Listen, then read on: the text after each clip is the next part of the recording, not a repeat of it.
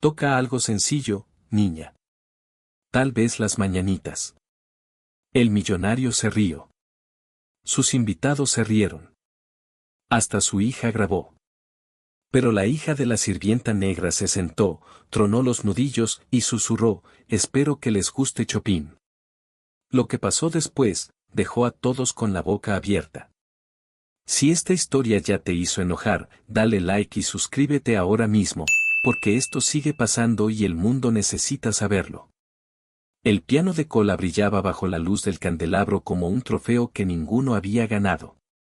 Robert Whitmore, millonario de Beverly Hills, inversionista tecnológico y egocéntrico profesional, movía su vino en una copa de cristal y gritó, Sofía. Ven acá, princesa. Sofía se detuvo en el pasillo, secándose las manos después de lavar platos. Apenas tenía 12 años. Medía 1,5 metros. Trenzas recogidas. Piel color almendra tostada. Su madre, Carmen, trabajaba como sirvienta de Whitmore, una mujer que usaba el silencio como armadura después de años limpiando pisos para gente que nunca decía su nombre bien. Esa noche había algún tipo de fiesta. Hombres en trajes azul marino, mujeres cubiertas de diamantes. Todos blancos. Todos borrachos. Todos aburridos. Carmen le había advertido, no hagas contacto visual. Mantente callada. Solo ayuda con las charolas y sal. Pero Sofía cometió el error de ser visible. Ahí está, dijo Robert, saludándola con falso entusiasmo. Escuché que tocas piano. Anda pues, entretennos. Algo alegre. Risas corrieron por la sala. Victoria, la hija de Robert de 16 años, ya tenía su teléfono arriba, grabando.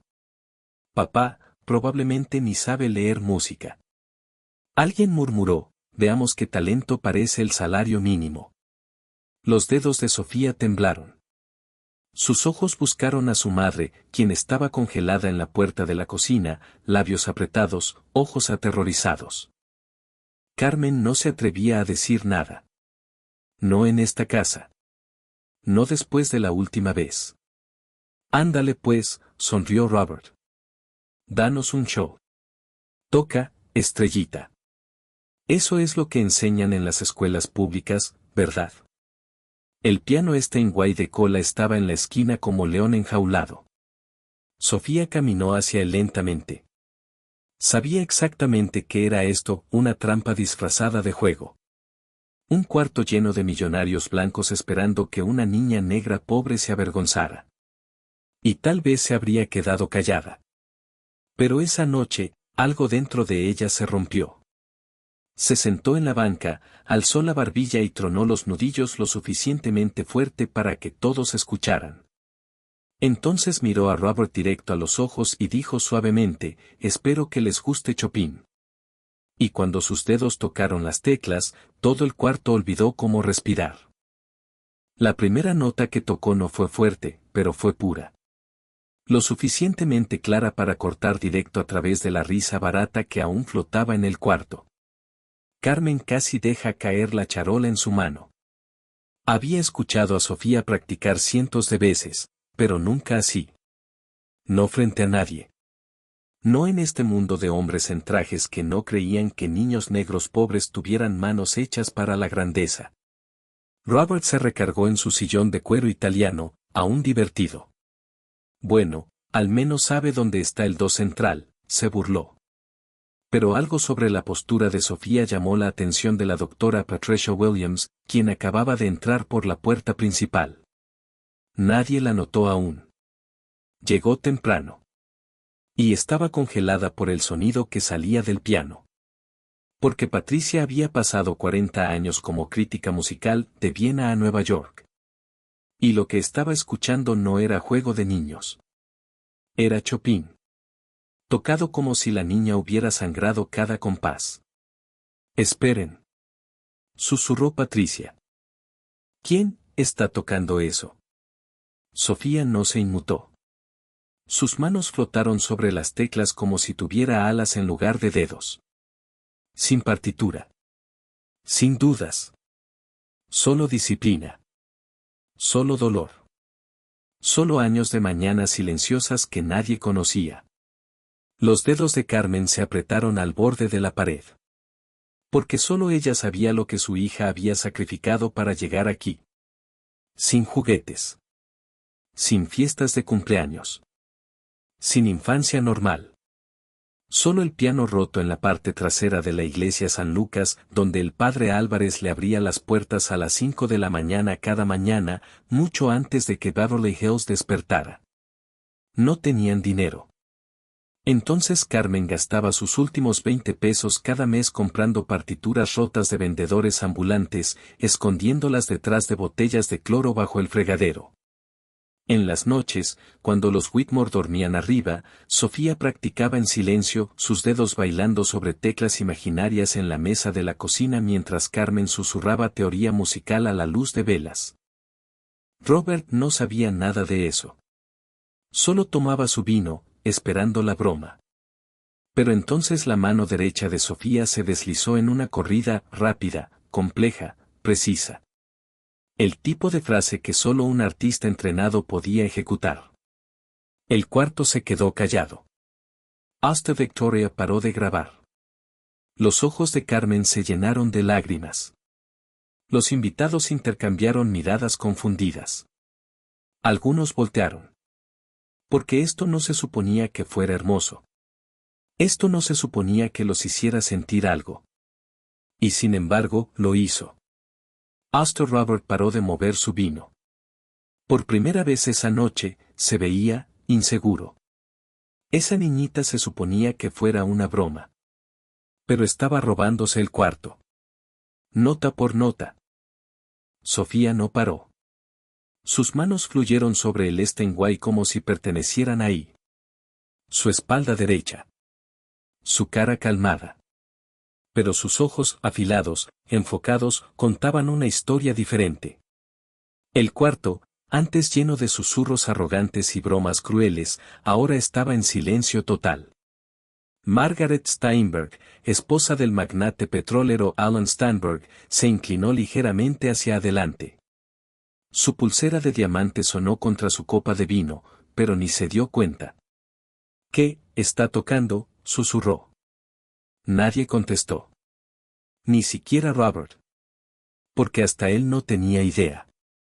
Victoria lentamente bajó su teléfono. Esto ya no era contenido. Era algo que no entendía. Algo de lo que no se podía burlar. Y de alguna manera retorcida, eso la asustó más de lo que admitiría.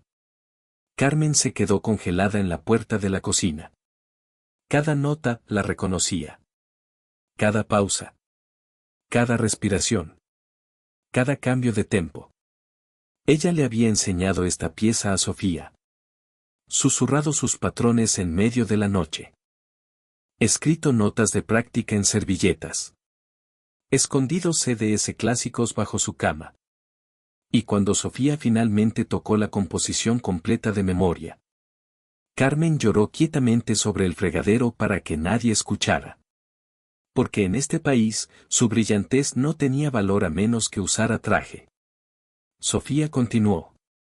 Y cuando llegó a la mitad del nocturno, sus dedos cambiaron de dirección, delicados, contenidos. Las dinámicas se suavizaron. Ya no se trataba de impresionar a nadie. Se trataba de liberación. Dolor. Sacrificio. Y algo más. Una pregunta. ¿Me ven ahora?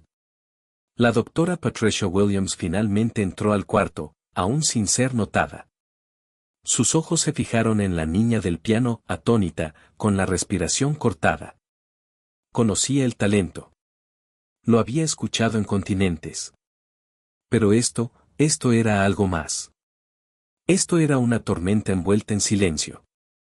Robert, susurró Patricia desde atrás de los invitados. ¿Quién es esa niña? Robert parpadeó, su copa de vino aún a medio camino a sus labios. ¿Quién?, murmuró, ojos sin dejar las manos de Sofía. La niña tocando, dijo Patricia firmemente, acercándose más. Ah, ella. Robert rió nervioso. Solo la hija de la sirvienta. Bonito, ¿eh? Nos está dando un sobecito. Patricia no respondió. Su mandíbula se endureció. Había estado reseñando música en el Los Angeles Times por más de 2 décadas. Había escrito sobre prodigios, leyendas, fraudes y avances. Pero esta niña negra de 12 años, estaba creando algo sagrado frente a gente que no merecía escucharlo. Y ni siquiera lo sabían. En el piano, el cuerpo de Sofía se inclinó ligeramente hacia adelante. Se acercaba al final de la pieza. Sus muñecas subían y bajaban con control absoluto, control entrenado. Carmen apenas podía respirar. ¿Los invitados? Atónitos. Como estatuas. No aplaudieron. No susurraron. Solo miraron. Y en ese momento, por primera vez, Sofía no era la hija de la sirvienta. Era la única persona en esa mansión que tenía poder. No el millonario. No los invitados. Ni siquiera Patricia Williams. Sofía estaba dirigiendo todo el cuarto. Y ellos estaban siguiendo su liderazgo, nota por nota temblorosa. Si te pasara a ti, ¿qué harías? Escríbelo en los comentarios, los leo todos. Y si quieres más justicia, suscríbete ahora. La nota final del nocturno de Chopin flotó al silencio como pluma, suave, lenta, final. Entonces, nada. Ni un aplauso. Nadie se movió. Sofía no se levantó. Sus manos aún flotaban sobre las teclas, dedos ligeramente curvos, como si la música aún permaneciera en sus palmas. Robert se aclaró la garganta. Charles Morrison, dueño de cadena hotelera, borracho pesado, bocón, trató de reírse, pero no salió nada. Porque en el fondo, todos sabían que no habían visto potencial. Acababan de presenciar algo imposible. Patricia se acercó más, su voz baja pero urgente. Eso fue Chopin. Interpretado. Con profundidad emocional. Esa niña no solo está tocando, está sintiendo la música. Robert forzó una sonrisa. Bueno, ha tenido algunas clases. Cosas de escuela pública, supongo. Patricia se volteó hacia él, ojos afilados. Eso no es escuela pública. Esos son años de entrenamiento. Y antes de que Robert pudiera fingir otra respuesta, Sofía se volteó y lo miró a los ojos. Su voz fue suave, pero cada sílaba pegó como tambor. Esa fue la parte fácil, dijo. Robert parpadeó. ¿Perdón? Sofía se volteó de nuevo a las teclas y ajustó la banca ligeramente. Quiero tocar algo más, dijo. Algo que escribí. Carmen jadeó audiblemente desde la puerta. Sus manos volaron a su boca. No sabía. No sabía que su hija llegaría tan lejos. La composición original de Sofía era un secreto, algo que solo tocaba en la iglesia, sola. Hasta Carmen nunca había escuchado la versión completa. Sofía. Susurró. Pero la niña no se detuvo. Sus dedos tocaron las teclas otra vez, suavemente esta vez. No clásico. No familiar. Nuevo. Inquietante. Empezó como recuerdo, acordes suaves, ritmo incierto. Casi como canción de cuna con corazón roto. Entonces, una explosión súbita. Notas afiladas. Corridas rápidas. Compases inesperados. El teléfono de Victoria, aún en su mano, empezó a grabar otra vez. Pero no por burla esta vez. Por miedo. Porque lo que sea que Sofía estuviera tocando, era peligroso. Era real. Era suyo. ¿Qué es esto?, susurró alguien. Nadie respondió. Porque la música estaba contando una historia. De una mujer limpiando pisos para gente que olvidaba su nombre. De una niña aprendiendo notas a luz de vela mientras otros dormían arriba. De mañanas quietas en iglesia helada, donde el arte nació en silencio y dolor. Era la historia de Carmen. La historia de Sofía. Sus cicatrices compartidas, convertidas en melodía. Patricia apenas podía respirar. Su mano lentamente se movió a su pecho. Dios mío, susurró. Esto no es solo talento, esto es legado. Los invitados empezaron a moverse incómodos en sus asientos. Algunos se miraron. Otros voltearon. Porque la música de Sofía ya no entretenía. Estaba condenando. Era un espejo. Y a ninguno le gustó lo que vio. Robert, quien había pasado la noche sonriendo como rey en su castillo, ahora estaba inmóvil, encogiéndose en su silla. ¿Ese Steinway de 250,000 pesos? Ya no era suyo. Esa noche, le pertenecía a ella. Los dedos de Sofía no temblaron ni una vez. Las notas saliendo del Steinway ahora no eran solo melodías, eran una declaración. El ritmo cambió otra vez. Más suave. Luego afilado. Como pasos haciendo eco por pasillos vacíos. Como mujer caminando con dignidad callada a través de años de humillación. Carmen conocía esos ritmos. Porque los había vivido. Lágrimas resbalaron por sus mejillas mientras estaba congelada en la puerta de la cocina. La charola en sus manos hacía rato había caído al mostrador.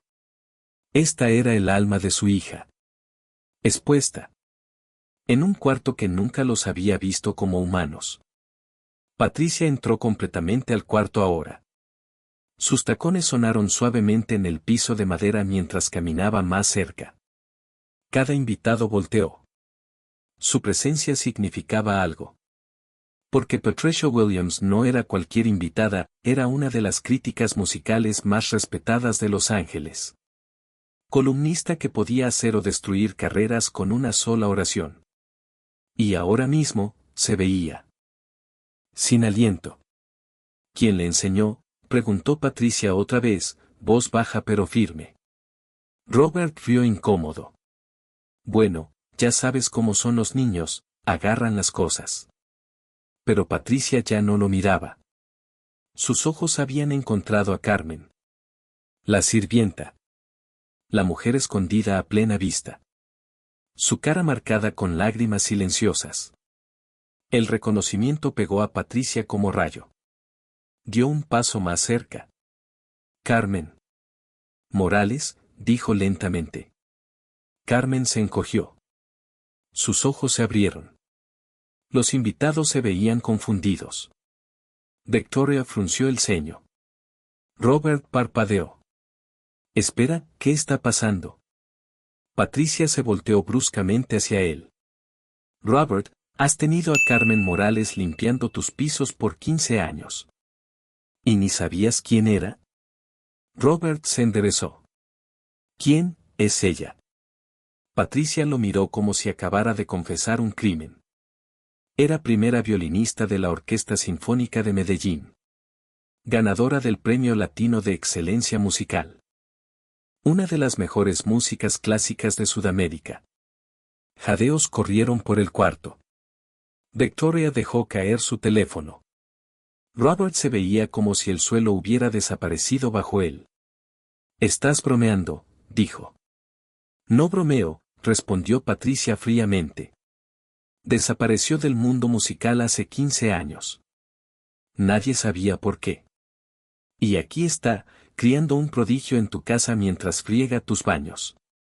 Carmen enderezó su espalda, el peso de 15 años silenciosos finalmente levantándose de sus hombros. Hice lo que tenía que hacer, dijo quietamente. Por mi hija. La voz de Patricia se suavizó, pero sus ojos aún ardían. No desapareciste. Te borraron. Como tantas otras. Miró a Sofía. Luego de vuelta a Carmen. Le enseñaste, ¿verdad? Carmen asintió lentamente, lágrimas aún resbalando por su cara. Cada noche. Cada mañana. Cada segundo que tuve. El silencio en el cuarto ahora era pesado, ya no la pausa incómoda de gente rica viendo actuación. sino la realización atónita de que habían burlado un legado que ni se molestaron en reconocer. La mano de Robert cayó de su copa de vino. Su cara se había puesto pálida. Porque por primera vez en su vida, no era la persona más poderosa del cuarto. Era solo un hombre. Expuesto. Para cuando Sofía terminó su composición, nadie se movió. Ni un solo invitado habló. Ni siquiera Robert. Las notas finales sonaron como sentencia, no solo para él, sino para todos en ese cuarto que alguna vez se habían burlado de un uniforme, burlado de un acento, o usado solo la hija de la sirvienta como chiste. Sofía lentamente se levantó de la banca del piano. Sus dedos descansaron a sus lados, calmados. Pero sus ojos, esos ojos jóvenes, sin parpadear, tenían fuego. Miró directo a Robert y dijo, esa pieza se llama Invisible. Nadie se atrevió a interrumpir. La escribí, continuó, para gente como ustedes, que nos miran, pero nunca realmente nos ven. Robert abrió la boca para responder, pero no salió nada. Patricia ya estaba testeando a alguien. No chismes. No curiosidad. Noticias. Esto no puede quedarse dentro de una mansión, dijo bruscamente. Esto pertenece al mundo. Para la mañana, así fue. Tachuela redonda. El Los Angeles Times publicó artículo de primera plana, La Sinfonía del Silencio, cómo América enterró una violinista y crió un prodigio en su sombra. Se volvió viral. El titular fue tendencia en Twitter, YouTube y cada foro musical del país. La actuación de Sofía, capturada completamente en el teléfono de Victoria, llegó a 7 millones de vistas en 24 horas. Pero no por las razones que Victoria esperaba.